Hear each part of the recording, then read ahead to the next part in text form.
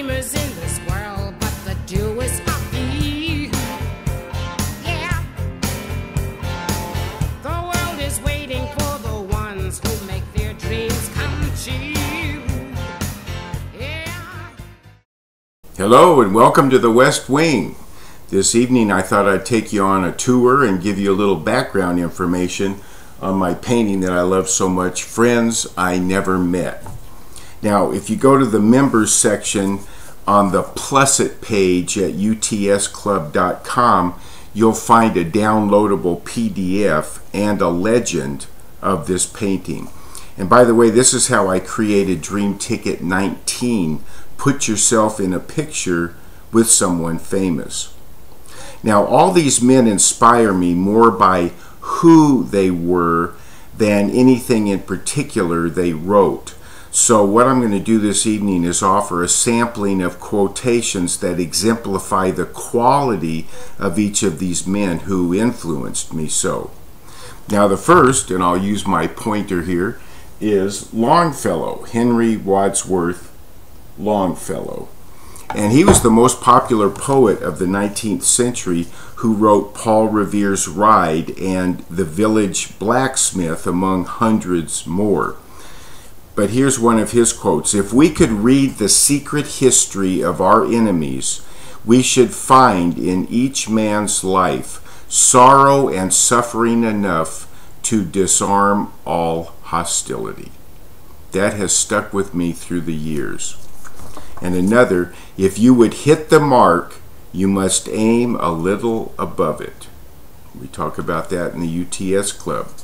And also be sure to read Longfellow's poem, A Psalm of Life, which I highlight in my novel, A Rich Man's Secret. I talk about it quite extensively, actually. Now next we have Sir Winston Churchill. Here everyone's smoking a cigar, you might note. Sir Winston Churchill: "A pessimist sees the difficulty in every opportunity. An optimist sees the opportunity in every difficulty." Why is this happening to me? Or why is this happening for me? And he also said, "I never worry about action, only inaction." Never, never, never give up. Those words helped me so much through the years. And then we have Mark Twain here in his classic white suit. And he smoked about 20 cigars a day. As I learned when reading a lot of his materials, he would often talk about cigars. "Do the thing you fear most, and the death of fear is certain. I never let schooling interfere with my education. To succeed in life, you need two things: ignorance and confidence." Now, well, that was me. "When I was younger, I could remember anything, whether it had happened or not." Whenever you find yourself on the side of the majority, it is time to pause and reflect. And number 4 here, that's me. That's right. And along the way, I did come up with a good quote or two. "No one knows what you think they do." And that's from my novel, A Rich Man's Secret. No one knows what you think they do. And the older and wiser we get, the more and more we see that that's true. And then we have Sir John Templeton standing with me. Now, you know what I think about John Templeton and how I quote him so much, especially in investing, but he did so much more work in the spiritual aspect of things and his foundation and philanthropy than even in his investing, which of course he's legendary, and that's how he got his knighthood. So Sir John Templeton, legendary investor, philanthropist, and author of over 30 spiritual books. And he taught me about life and successful investing.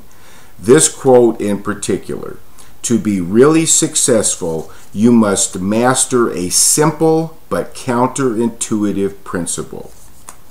And he said, a person is more likely to be successful if he uses spiritual principles, and the more you practice spirituality, the more you learn. All careers are more successful and satisfying if you use spiritual principles. I can't think of a single exception, he said. He also said this one I love. Most investors lose money trying to avoid losses. Fear, orange cones. And also note that on Monday, July 13th, 1998, now Sir John Templeton was a friend I never met until Monday, July 13th, 1998, after applying the very techniques and principles I now teach in the UTS Club.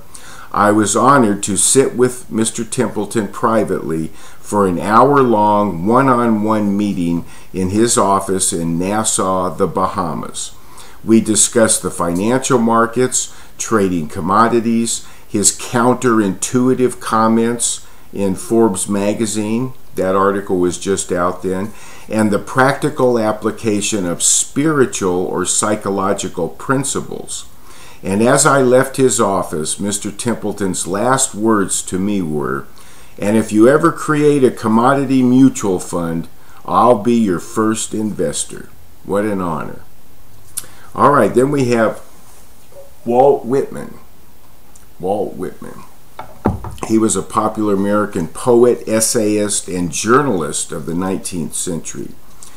There is that indescribable freshness and unconsciousness about an illiterate person that humbles and mocks the power of the noblest expressive genius. Wow. Okay, then we have Ted Warren right here behind the pool table. Now, Ted Warren wrote the book, How to Make the Stock Market Make Money for You. And he originally self-published this in the late 70s or early 80s. Now, this book is what, as you recall, I learned about commodities through a deputy sheriff. Now, he learned about commodities from that book. And at the time, the deputy sheriff was a student at Long Beach State University in Long Beach, California, Southern California. And one weekend he went down to Venice Beach and went into a used bookstore and found a copy of Ted Warren's original book. And he was fascinated by it, went home and just thoroughly studied it. He went back to the used bookstore owner and asked if he knew anything about Ted Warren. And he said, well, yeah, Ted Warren lives right near here in Redondo Beach, and you'll find him walking along the beach most every day. And he had that head of hair that was so impressive. So my friend went down there and kind of hung out at the beach, and sure enough, he found Ted Warren. And he went up and introduced himself and said how much he enjoyed and benefited from his book. And he showed him some charts, and he said, Mr. Warren, isn't the cattle market doing this formation that you teach in your book? And Mr. Warren looked at it and went, yep, it's ready to explode. So with that, the student, my now deputy sheriff friend, went back to his dorm room, and he had a dorm buddy and who was also getting involved in learning about commodities, and they scraped together $2,000. And they painted houses, they babysat, they walked dogs, they did whatever they could to scrape together $2,000, and they started investing in the cattle market. Well, cattle, sure enough, took off, exploded, just like Ted Warren said it would, and they started plowing back their profits, which is called pyramiding, and they using their profits to buy more and more contracts, and they got up to several hundred contracts. And that was a big deal back then. And in those days, the commodity markets were regulated by the SEC, the Securities and Exchange Commission, that also regulated stocks. And one day, there was a knock on their dorm door, and it was an official from the SEC who had come to find out if they were trying to corner the market in cattle. Well, they showed him they had charts huge charts that they would update with a yardstick. It was so large, and they had these rolls of paper rolled out and pinned up to the wall, and they would track cattle prices from day to day.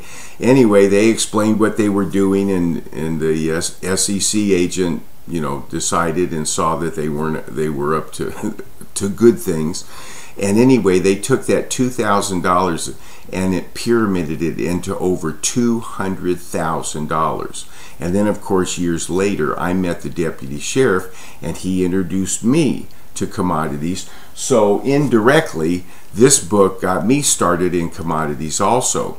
Well, Ted Warren passed away in, I believe, 1987, and I had already started in commodities and teaching my course, and had written my my commodity guide, The World's Most Powerful Money Manual, in 1983.